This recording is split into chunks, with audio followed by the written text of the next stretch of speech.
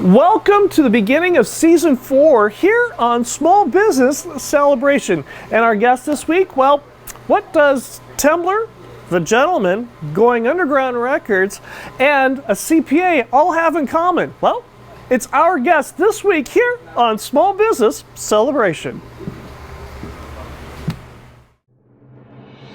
This is Small Business Celebration. Welcome, where we chat with real business owners who have real success and learn from them about what works, what doesn't, and who want you to know that there's a light at the end of the tunnel and it's not a train. Join us where you can learn something that you can use today to grow a strong and profitable business.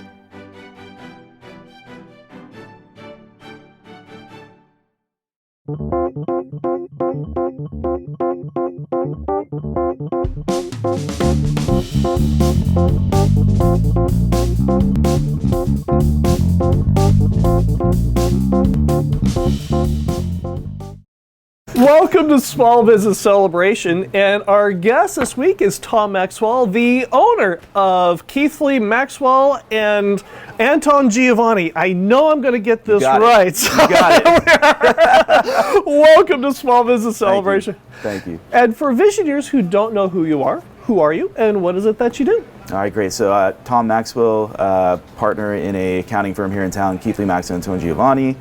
I'm an investor in a number of businesses in town, including Tembler, where we are right now, which is Going Underground Records, and a few others. So I'm a born and raised Bakersfield guy, and I love my community, and I'm here to meet with Michael and talk about kind of what I do. We are here at Going Underground Records. Now, why are we here and not in some conference room at your office? Yeah, sure. So my day job is always going to be as an accountant, but I enjoy lots of other interests, and so one of them happens to be music, and so I'm lucky enough to have invested in a record store. So this is one of the things that I am fortunate enough to be involved with. Did you imagine being an accountant in junior high and said, you know what, I want to grow up and be an accountant someday? It's kind of funny. I took an aptitude test in 6th grade and they said I would become a CPA. So okay. It's really funny, but yeah, I kind of always thought that I would eventually get to the point where I was helping people with taxes and accounting and stuff like that. So from a very young age, which is really unusual because it's a very boring job, generally speaking. But sure. Yeah, I definitely always want to do it. So you say it's boring, right? But trying to balance the books of a business owner, especially one that's as flighty and left brain as mine is not the easiest thing in the world. No, yeah. What are some of the things that you take out of being an accountant and by default a CPA as well that really makes you enjoy going through those numbers and making that all work and come together? I think that everybody has sort of a financial IQ, and you have to go and determine what type of taxpayer or person client they are, and you need to come up or down to their level and give them the understanding that that they are looking for. So it could be very granular, but could also be very high level depending on who you're dealing with. What do you mean by granular?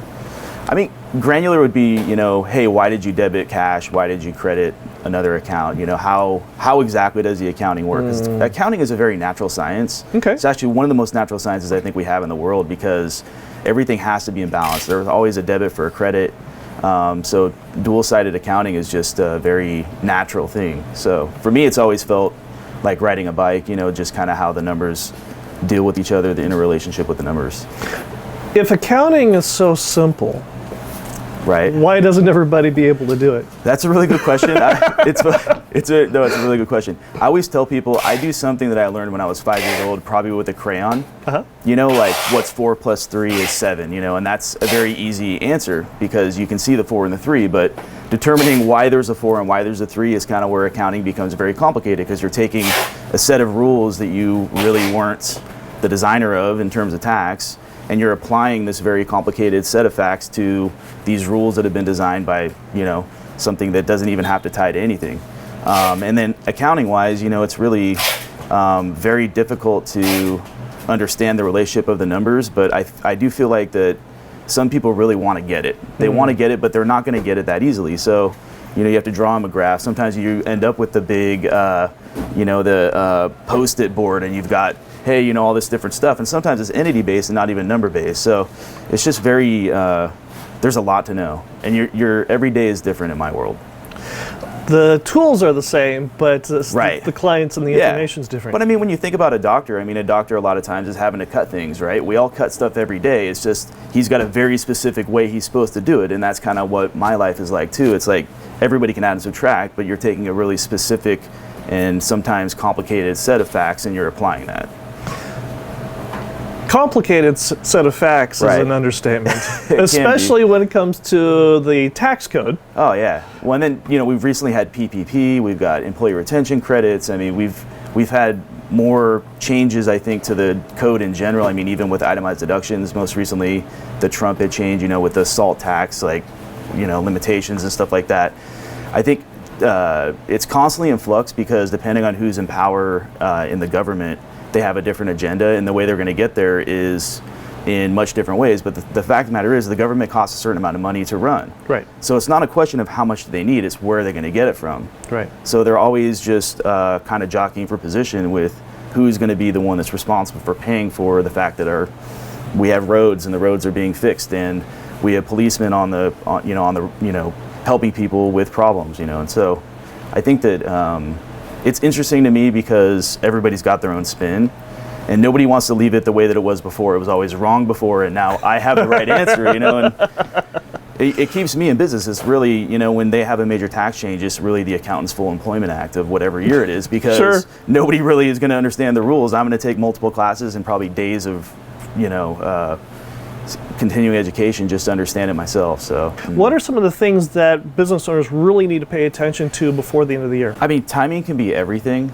How so? And I mean, because, you know, we have potentially rates not really changing much. So as an example, the maximum individual rate right now is 37%. Under the new regime, it could be 39.6, which is something we had, I think about 6 years ago, that was the maximum rate. Right. Anyways, but it's not really that that's going to change by very little. It's where do you hit the 39.6? Because right now it's over $600,000 that you start hitting the 37, but the plans are to make it so it's $450,000 and you hit the 39.6. So when you think about it, you got an extra $200,000 with a much larger tax rate. Right. You know, so timing can be really important, because if you can defer revenue or you can pull in expenses, you can have that major purchase maybe of an automobile or something like that. I mean, that's what a lot of people immediately think of, like, oh, I need to get a new car. You know, usually it's my wife that's saying that, and everybody else's wife is saying that. No, but you Sure. know, in all seriousness, I mean, it can be, you know, tens of thousands of dollars that you're talking about. And honestly, sometimes paying tax now makes more sense, because when you look at the you know, the tax arbitrage between this year's rate and what it would be next year, yeah, you may pay very little this year, but you're going to pay a ton next year. So why don't we pull some of that in and have you pay some, you know, moderate tax in the current year and hopefully moderate tax next year. In the next segment, we're going to be talking about a very interesting Visioneer question that came in, and a very successful tool that Tom has used for years and years and years to not only help his business, but also find other ventures to invest into. But before we do that, if Visioneers want to get in touch with you, Tom, how do they do that? I mean, you can email me, tom@kmallpcpa.com. What was that again? Tom at, I have a really long weird email You just address. rattled that Yeah, thing right. off. So it's funny because my accounting firm's name changed a few years ago, so we had to get a new email tag, and it really there was nothing left. So it's actually tom@kmallpcpa.com. And Yeah, and that goes to say, see, I scripted. Yeah, see, you got to imagine. I got to tell people sometimes that on the phone, and they're like, "What did you say?" You know, there's 9 letters. Okay, let's go through them again. You know, yeah. It's pretty And funny. what are those 9 letters for your website? That would be kmallpcpa.com. And are you on social media? I am. I dabble in social media. All the different businesses have their own social media account and stuff. But myself, I don't post personally very often. I just, you know, it can be kind of dodgy doing that. But yeah, so there's multiple Instagrams and Facebooks and stuff like that. And we will talk about some of those multiple Instagrams and social medias in the third segment that you'll definitely want to watch out for and join us for. And if you enjoy Small Business Celebration, go ahead and like, subscribe, and notify, and leave a comment. We love the comments that we get from visionaries just like you. In fact, the reason we're talking to Tom is because of a visionary just like you, whom we'll talk more with when we come right back. Did you know it's that time of the year again? 'Tis the season for holiday portraits. Families, singles, couples, and even your pets. 5x7s, 8x10s, and holiday cards with envelopes. Book now and get 25% off all your additional orders of wall portraits and prints. Call 661-243-0931 or visit us at www.redcraneportraits.com. That's redcraneportraits.com.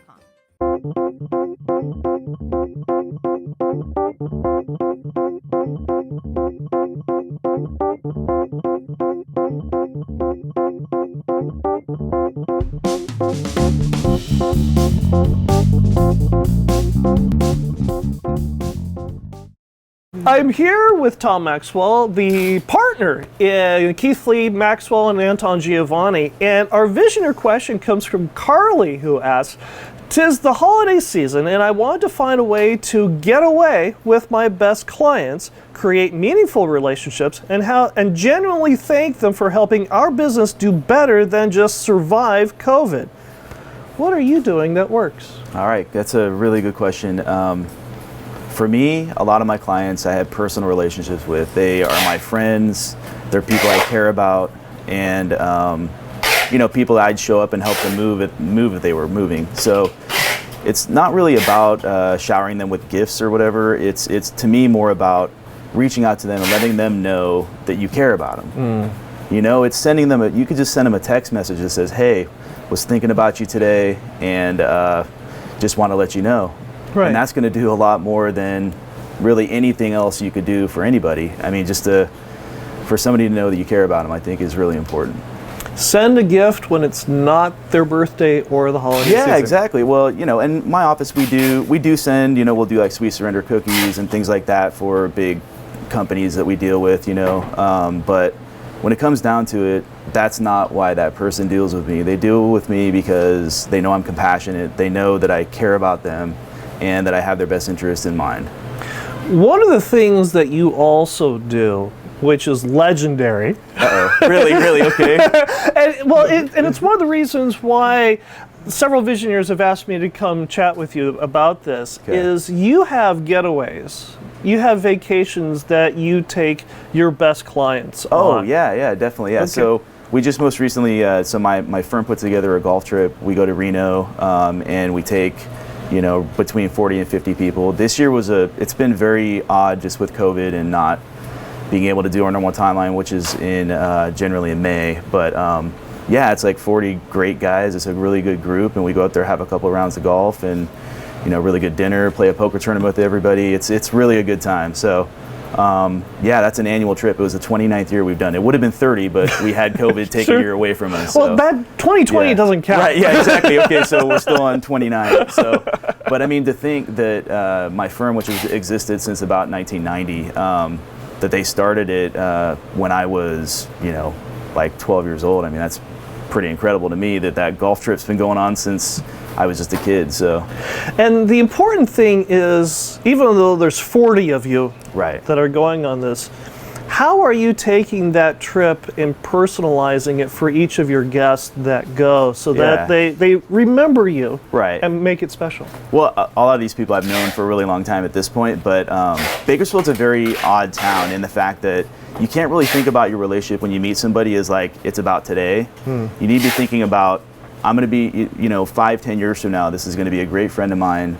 Bakersfield's a relationship town, so you just can't really, the pressure of trying to obtain a client, like that's never been my style, and it also works really well in Bakersfield. It's really about somebody like yourself saying, have you met Tom? Like if you're needing somebody to help you with something that's accounting related specifically, I'd say you should call the guy. I mean, he'll just give you time if that's what you want. Like if you really need and you have a problem with something, the guy, just wants to help. Right. Now, here's the important part Okay. of all this. What's that? For one, a trip like that with 40 people is expensive. Right. And the monetary cost of it aside, because there's definitely value Right. that goes with that.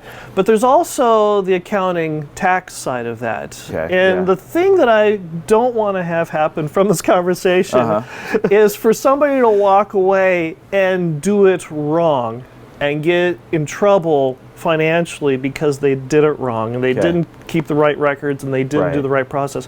What would you recommend to Visionary Nation that they do so that it can be a legitimate tax write-off and and not sink the ship? I think that when it comes to tax, it's all about what your intent was. So as long as your intent was that this was going to be a trip where there's business to be gained, or that you did something for somebody for the possibility that you may work with them. I mean, there's certain limits on how much you can spend on each person as an individual, and that's actually very low. But there definitely is something to be said about making sure you keep all documentation, all receipts, just keep everything. I mean, my wife probably in the side of her driver's side door has literally just tons of receipts in there because I'm like, look, just don't throw anything away. There's no reason to throw it away.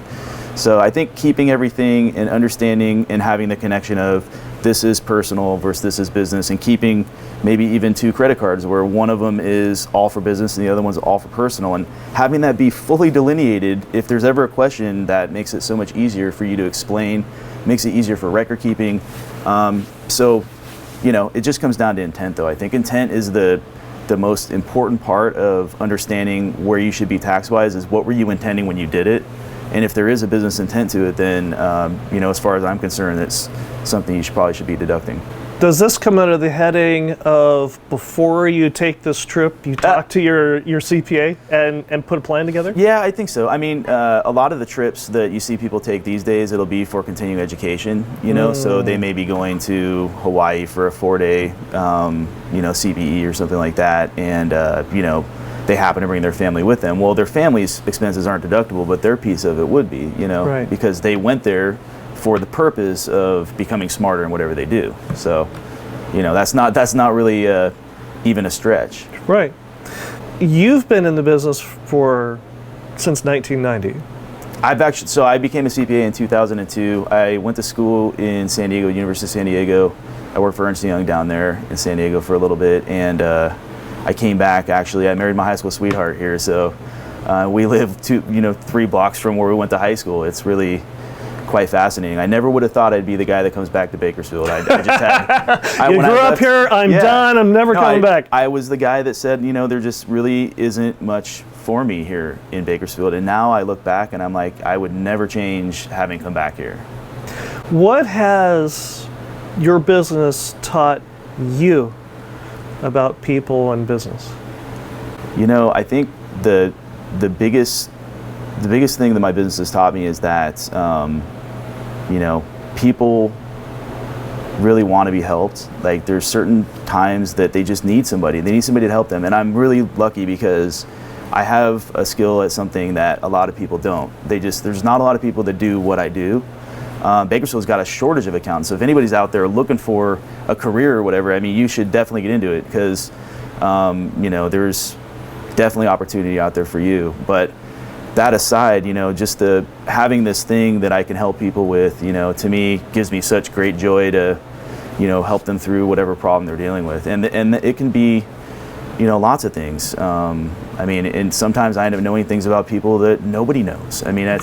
It's really, my integrity and the trust that people put in me makes me wake up and want to go every day. Your business has been around long enough where you've had some event that has happened that has kicked you in the teeth. Oh, sure. That affects the decisions that you make every day. What was that event that happened, and how has it changed you and the business? Right. I think the event was probably the result of just a situation with a client that didn't go well, and where I felt like I had done something that wasn't right. And I think that what I learned from that is that you always have to own everything that you do. And so having that ownership of yourself and your actions is incredibly important. And I think the thing that I learned is that everybody's entitled to their opinion about like pretty much anything. Right. And as long as I know in my heart that I've done everything that I can to do the right thing, then I can't worry about what other people's realities are. How have you conveyed that to your other partners and your employees? That's a great question. I think that it really, you just have to live it, like if there is a problem and, it's easy to go straight to, being really maybe having a feeling of anxiety and feeling like nothing, like the whole world is broken. It's just really bringing that person back down to earth and letting them know, like, look, I know this is a problem. I know we got to fix it, but we have the opportunity to do that and we'll figure it out. There isn't your brain always feels like there's a bigger or smaller problem than what it really is. You never actually hit it right on the head. So for me, if I can live my life between like a 7 and an 8.5 all the time, I don't ever want to be a 10.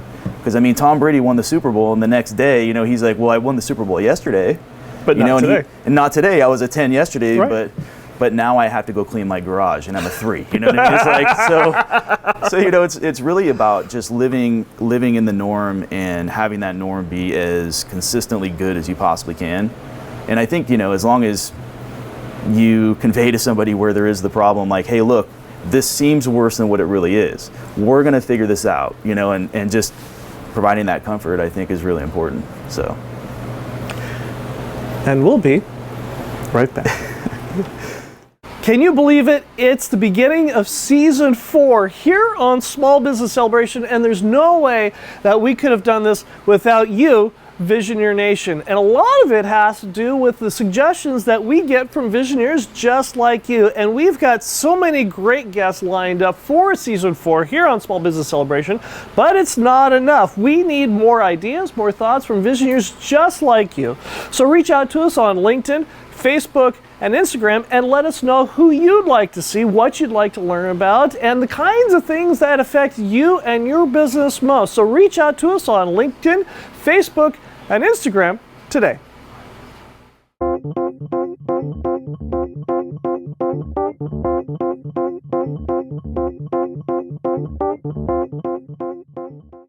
I'm here with Tom Maxwell, the partner in Keathley, Maxwell, and Antongiovanni. And our Visioneer question comes from Oscar, who asks, we are looking forward to a healthy new year for our business, and we know that personal investments in other businesses tend to generate higher returns than most other investments. What have you looked for in investing in other business that has worked for you beyond if it's profitable? Yeah, it's a really good question from Oscar. Man, that's a really good one. I think for me, I want to be involved in things I'm passionate about. So, we're standing in a record store. I absolutely love music, always have since I was a And what kid. record store are we standing in? It's Going Underground Records in downtown Bakersfield. And we do actually have a location in downtown Los Angeles as well. So, we have good representation from all genres, all that kind of stuff. But but beyond the record store, I'm involved in other things as well, where it's like I'm passionate about it, I care about it, and I think in order for you're going to have challenges in business. So in order for you to really get through the challenges, it has to be something that you care about. And it's not really for me about the money. I love that, we've had financial success in some of these things, but it's not really about that for me. It's about just bringing life to the world, and having it be something I'm passionate about. For those who don't know, because you've become quite a fixture here in the community, in the businesses that you own. Thank you, I appreciate that, but yeah. What are some of the other businesses that you have interest in? Sure, so Temblor Brewing, Don Bynum and I, and Derek Miller, we started that business about 6 years ago now. Actually, it really started 7 years ago. We were in what used to be a home base building before Home Depot bought them out. And so, it took a year of construction, and we're really fortunate. Temblor's doing really well now. We actually have Kevin Nealon's going to be at Temblor tonight. Nice. So to me, it's like, having somebody like Kevin Nealon come and do stand-up at a place that I was fortunate enough to help create is just incredible. It really is. And all the great beers we've done, it's just really cool. I walk in there, and every time I do, I say, I can't believe I helped do this. You know, and that's the feeling that I really want. I think that's what anybody should want in the business that they're doing. So there's that. There's actually a whiskey company as well, Dead Horse Whiskey, here in Bakersfield. You know, so those are a few, and then obviously the record store as well, and you know, so. And just for our visionaries who want to come visit the record store, where are we? So we're on 19th Street in downtown and what's Bakersfield. The address here? We're at Going Underground Records in downtown Bakersfield, 1301 19th Street. 1312 19th Street. What he said. That guy over there. Your partner, who actually who knows this thing. He knows the address down here. All right. Exactly.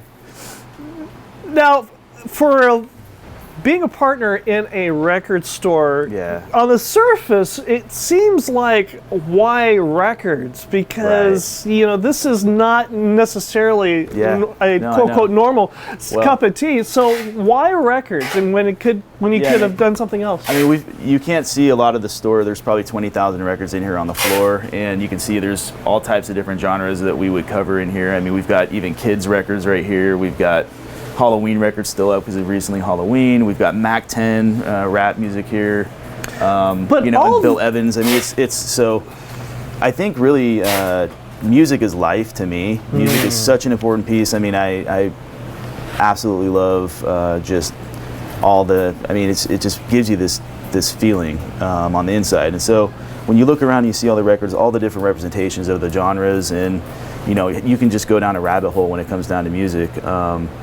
You know, it's just amazing. It really is. And the fact that vinyl's come back. I mean, I just read an article about Sony Records. They stopped production of every other album they're making right now because Adele has a new album coming out. And they want to have 500,000 copies of vinyl records to sell. Like, to me, that's just incredible. I mean, when you think about it, I mean, last year, for the first time in 20 years, vinyl records had higher sales than CDs did. Wow. Annually, and that's new. So when you think about used, I mean, you know, in our store we're probably about half and half, new and used. Right. So it's incredible. I mean, everything is back. All styles are back. Jazz is back. You know, psychedelic rock's back. All these great albums that people had just completely lost sight of are all back. And I think Spotify is a great thing and Apple Music, because anybody can listen to anything at any given time. Right. So if they've heard about something, they can go and see if they like it, and then they can buy it on a record when they feel like, hey, this is something I care about and I want to have my physical copy of it. Right. You know, records are really going to be the last living media of music, because in terms of quality and the sonics and it's just the way it sounds, you can't get that from a digital file. You can't get that from a CD, a tape. I mean, you can get it from the original master tape, but you know, you can't really get it anywhere else otherwise except for on a vinyl record. And there's something to be said about, in my case, I really like classical and jazz music. Okay. And there's really something to be said about listening to Arthur Fiedler with the hisses and pops. Right. Or listening to Dizzy Gillespie with the hisses and pops. I mean, there's just something about it that you can't get just listening to MP4. You really can't. That's one of the beautiful things, is that every record is different. Right. It's like it's a piece of you, because just that press alone, how it was pressed, every single one physically is different. It's not a digital file that everybody else can hear. So it makes you an individual in a lot of ways. And everybody, I think, in the world at this point is looking for a way that they're an individual and that they can identify themselves in a separate way than anybody they know. And that becomes like who they really are. And for me, like, honestly, my record collection is probably the closest reflection of who I am to anything in life, besides maybe my kids and my wife and, you know, that type of stuff. But, I mean, your record collection is as much a piece of you as anything else. What makes you wake up every morning and open up your business and your investments? I mean, honestly, my kids go to OLPH school, which is a small school right next to Garces High School. And I think it's getting to have the opportunity for them to have the life that I always would have wished for my kids to have. I mean, that's what gets me up, you know, and when I can, I try to stay for, you know, the morning announcements, and just seeing the growth there and knowing that I was able to help make that happen for other people I mean, even though it's my kids, like other people got to experience that because of my and my wife's hard work. I think that's what makes me wake up every day and say, wow, this is going to be a great day. Tom, this has been a pleasure. Thank you for joining us here on Small Thanks for Business having me. Yeah, appreciate it. And if visionaries want to get in touch with you, how do they do that? All right, the email address again is tom@kmallpcpa.com. You could also call my office, 661-635-3180. But yeah, you can definitely get in touch with me if you want to. Very good. And I'll be back with my final thought. Did you know it's that time of the year again? 'Tis the season for holiday portraits. Families, singles, couples, and even your pets. 5x7s, 8x10s, and holiday cards with envelopes. Book now and get 25% off all your additional orders of wall portraits and prints. Call 661-243-0931 or visit us at www.redcraneportraits.com. That's redcraneportraits.com. Growing to graduate high school. We're here starting season 4 here on Small Business Celebration, and we couldn't do this without you, Visionaire Nation. And in fact, one of the number one questions I get from visionaries just like you is, Michael, what have you learned from doing Small Business Celebration?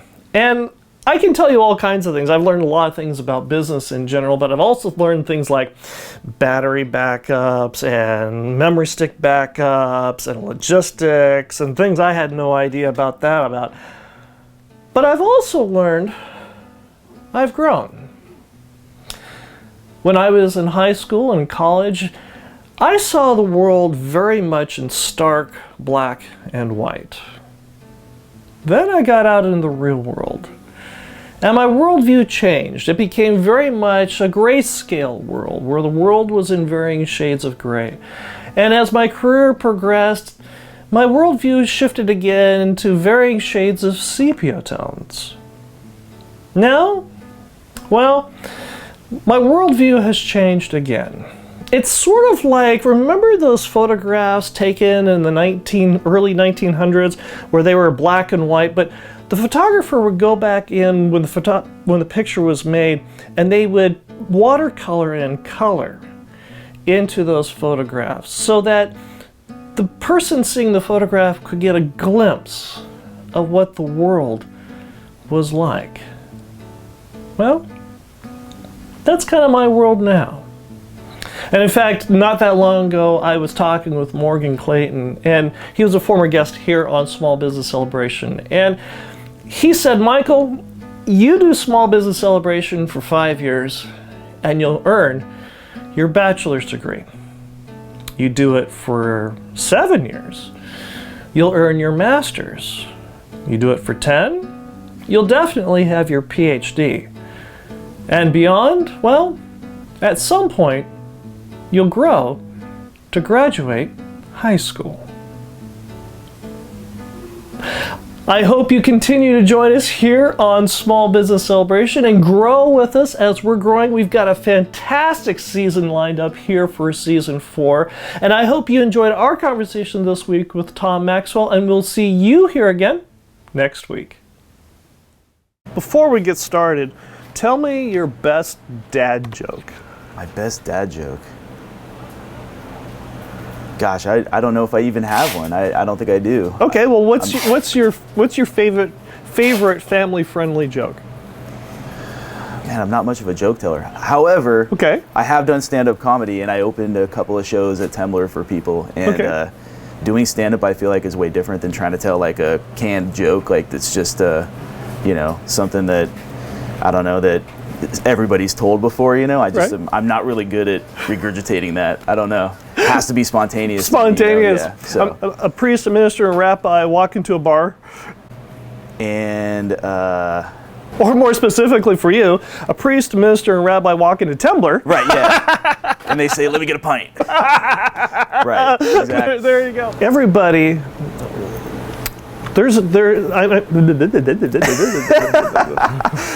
the stuff that ends up in the credits, of course. Anyway, yeah, right. Because I am such a professional linguist. Yeah, you are. Anyway, but